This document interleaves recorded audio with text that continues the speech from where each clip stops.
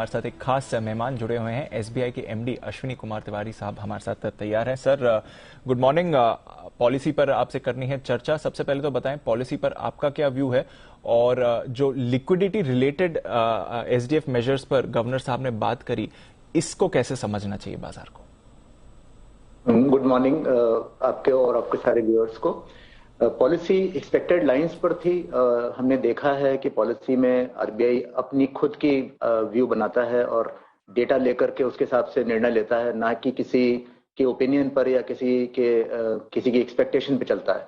इसी पॉलिसी में कई सारे जो मेजर्स हैं वो फाइनेंशियल सिस्टम को सपोर्ट करने वाले हैं। इसमें दो खास हैं, जो एक आपने बोला एसडीएफ के बारे में, और दूसरा जो हेल्ड टू मैच्योरिटी या एचटीएम का एक तो टाइम बढ़ाया गया है जून 23 तक, और साथ में उसमें 1% का और इजाफा किया गया है, यानी 1% और बढ़ा दिया गया है, 22 से 23% किया गया है। सो ये सपोर्ट करता है गवर्नमेंट के बोरोइंग प्रोग्राम को, और बैंक्स को भी सपोर्ट करता है क्योंकि इंटरेस्ट रेट्स बढ़ रहे हैं इस समय, तो उन पे प्रोविजन नहीं करना पड़ेगा जो एसएलआर होल्डिंग एचटीएम में रहेंगी।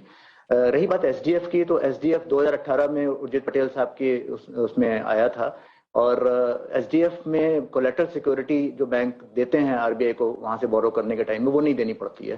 तो एक तरह से क्लीन बोरोइंग है। और क्लीन बोरोइंग का मतलब ये होता है कि जो बैंक की सिक्योरिटीज हैं वो उसमें थोड़ी सी बैंक को फ्लेक्सिबिलिटी मिल जाती है। और 3.75 जो कि एसडीएफ का रेट है, उन्होंने गवर्नर ने बड़ा क्लियरली बोला कि ये lower end of marginal standing facility है, of the liquidity adjustment corridor है, और upper end marginal standing facility है।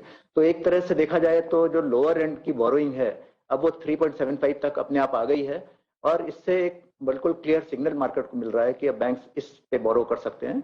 और आई थिंक ये क्लैरिटी के लिए, ट्रांसपेरेंसी के लिए बहुत अच्छा है, और आरबीआई ने अपना सिग्नल बड़ा क्लियरली दिया हुआ है। बिल्कुल, तो ये एक क्लियर सिग्नल आया, लिक्विडिटी मैनेजमेंट के लिए बैंक्स को मदद भी मिलेगी। सर फिलहाल तो अकोमोडेटिव ही स्टांस है और यूनानिमस थे रेट्स नहीं बढ़ाने के लिए, पर आगे के लिए अब क्या डायरेक्शन लग रही है? क्योंकि गवर्नर साहब ने इन्फ्लेशन प्रोजेक्शन काफी बड़े तौर से बढ़ा दिया है, इस वित्त वर्ष का ग्रोथ आउटलुक को कट करा है, और कहा भी है कि हम अकोमोडेटिव तो रहेंगे, बट हिंट दिया है कि शायद ज्यादा समय तक नहीं रहेगा या कुछ बदलाव आ सकता है। तो आगे का पाथ आप कैसे देख रहे हैं सर? उन्होंने इस बार क्लियर कराया कि विड्रॉल ऑफ अकोमोडेशन शुरू होगा, और ये भी कहा है कि withdrawal of accommodation over several multi year format में होगा, यानी 2 क्वार्टर 3 क्वार्टर में नहीं हो सकता है कुछ साल लग जाए इसको करने में।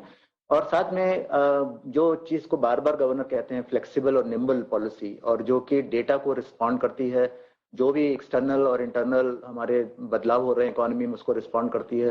तो जो ग्लोबल रिस्क हैं जिन्होंने बड़े इलेबोरेटली बताया भी कि यूरोप में जो वॉर हो रही है और उसकी वजह से जो कमोडिटी प्राइस इंक्लूडिंग ऑयल और मिनरल्स, मेटल्स, इसके अलावा एडिबल ऑयल, इन सब पे जो फर्क पड़ रहा है, जो बढ़ गए हैं इनके प्राइसेस, तो इस सबको रिएक्ट करने के लिए इन्फ्लेशन का प्रोजेक्शन उन्होंने अपर एंड पर रखा है, थोड़ा बढ़ा दिया है, और उसके ही रिस्पांस में विड्रॉल करने की बात कर रहे हैं। क्योंकि अगर इन्फ्लेशन परसिस्टेंटली बढ़ेगा, 5.7% जो बैंड है 4 to 6% उसके अपर एंड की तरफ है, तो अगर आरबीआई का ये मानना है कि अगले साल में ये इन्फ्लेशन रह सकता है, और उसमें भी उन्होंने कैविएट डाला कि $100 पर बैरल इंडियन ऑयल बास्केट होनी चाहिए, और नॉर्मल मानसून भी होना चाहिए। तो ये कैविएट इसलिए डाला क्योंकि सिचुएशन इतनी वॉलेटाइल है, इतना इवॉल्व कर रही है कि हर प्रोडिक्शन सही नहीं हो सकता, कुछ एजम्पशन पर ही चलना पड़ता है। तो मेरा मानना है कि ग्रेजुअली रेट्स बढ़ेंगे, जो कि आरबीआई ने इंडिकेट भी करा है, और जो ये है कि कितना बढ़ेंगे और किस स्पीड से बढ़ेंगे, ये सब डिपेंड करेगा कि सिचुएशन कैसी है। और विड्रॉल जो है वो इलोंगेटेड है, वो ऐसा नहीं है कि सडन विड्रॉल होगा।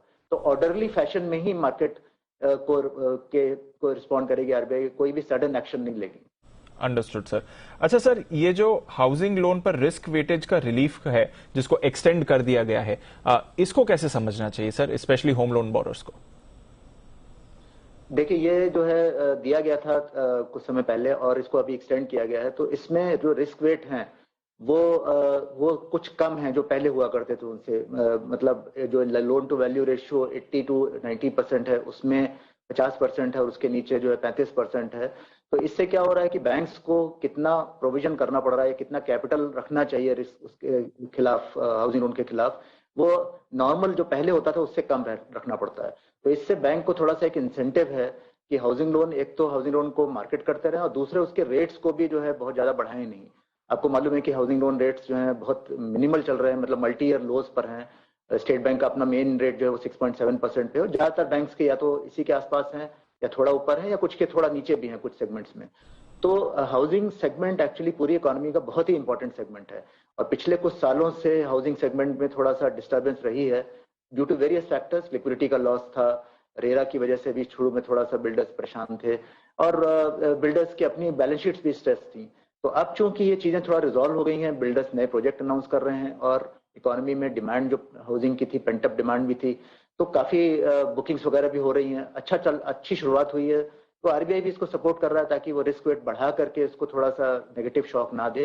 आई think it's a very good step, और ये सभी बैंक्स के लिए और मोर देन बैंक्स जो कस्टमर हैं उनके लिए अच्छा होगा, क्योंकि रेट्स उसके जो है लोअर एंड पे बने रहें और थोड़ा और सपोर्ट मिलता रहे कस्टमर्स को। बिल्कुल सर। एक आखिरी सवाल, ये जो गवर्नर साहब ने कहा है एटीएम विड्रॉल के लिए अब आपको कार्ड्स की जरूरत नहीं पड़ेगी, क्रॉस कंट्री ये रोल आउट किया जाएगा, आप यूपीआई के जरिए या बाकी कन्वीनियंस के जरिए कर सकते हैं, इसको कैसे देखना चाहिए? आपके लिए भी थोड़ा कॉस्ट मैनेजमेंट बेटर हो जाएगा, थोड़ा इसको समझाएं सर।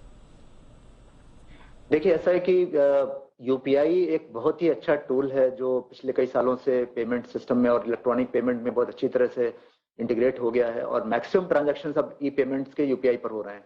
तो ये यूपीआई के यूज को थोड़ा बढ़ाने का एक और तरीका है। आप इसको इस तरह समझिए कि हमारे देश में बहुत जगह ऐसा होता है कि कोई आदमी शहर में काम कर रहा है और उसकी फैमिली रूरल एरिया में, गांव में कहीं पर है।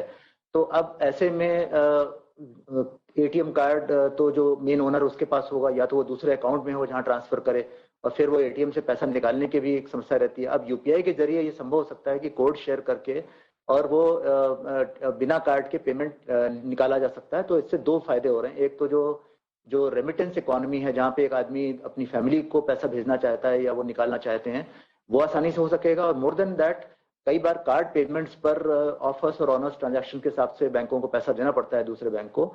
इसके बारे में हालांकि चार्जेस के बारे में कोई बात नहीं की गई है, लेकिन मुझे ऐसा लगता है कि इस पे उतना चार्ज नहीं होगा, या बिल्कुल नहीं होगा, जितना एक डेबिट कार्ड के पेमेंट पे होता है दूसरे बैंक के एटीएम पर। तो दोनों ही स्टेप्स एक तरह से कस्टमर फ्रेंडली हैं और कस्टमर के लिए ये अच्छी चीज है। तो जितना इसका यूसेज बढ़ेगा यूपीआई का, आई थिंक ओवरऑल इकोनॉमी के लिए और कस्टमर्स के लिए अच्छा रहेगा। बिल्कुल सर, और कुछ अच्छे कदम आए हैं इस पॉलिसी से। बहुत बहुत शुक्रिया तिवारी साहब हमारे साथ जुड़ने के लिए और पॉलिसी समझाने के लिए, और ऑफ कोर्स आगे का आउटलुक भी समझने के लिए।